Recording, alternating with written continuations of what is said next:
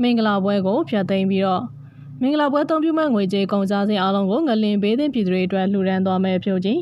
အားလုံးပဲမင်္ဂလာပါ MCLDOS News Channel ကနေကြိုဆိုပါရစေအဆိုတော်ဖြိုကြီးခေါ်ဖြိုမြင့်ငွေက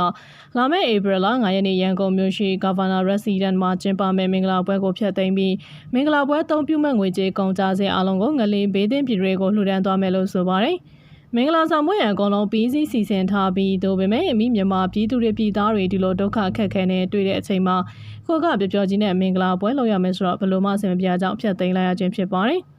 ဝိုင်းနဲ့စာနဲ့အတိပေးပြစေယခုလိုတနိုင်ငံလုံးသဘာဝဘေးဒုက္ခကြောင့်နေချိန်မှာကျွန်တော်တို့ရဲ့လာမယ့်2025ခုနှစ်ဧပြီလ9ရက်မှာကျင်းပမယ့်လာမယ့်မင်္ဂလာအခမ်းပွဲကိုရုပ်သိမ်းလိုက်ပြီးဖြစ်ကြောင်းဆွေမျိုးတွေနဲ့ခင်မင်းရင်းနှီးရမိတ်ဆွေပေါင်းတင်တို့ကိုလေးစားစွာတည်ပေးရပါတယ်မင်္ဂလာပွဲမှာအသုံးပြုမဲ့ငွေတွေကိုလိုအပ်တဲ့ကယ်ဆယ်ကိစ္စတွေမှာပါဝင်လှူဒါန်းမှာဖြစ်တယ်လို့တည်ပေးရလို့ဆိုတော့ဖြိုကြီးကပြောပါတယ်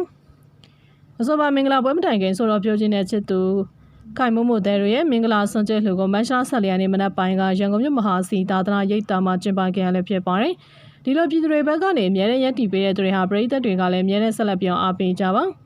အစောင်းတင်ကျူးရှုနာဆင်ပေးတဲ့ပြည်သက်ရောက်တိုင်းစီတိုင်းကိုလည်းအားလုံးပဲအထူးကျေးဇူးတင်ရှိပါတယ်ကျမတို့ channel ကိုလည်း like and subscribe လုပ်ပေးကြပါရှင်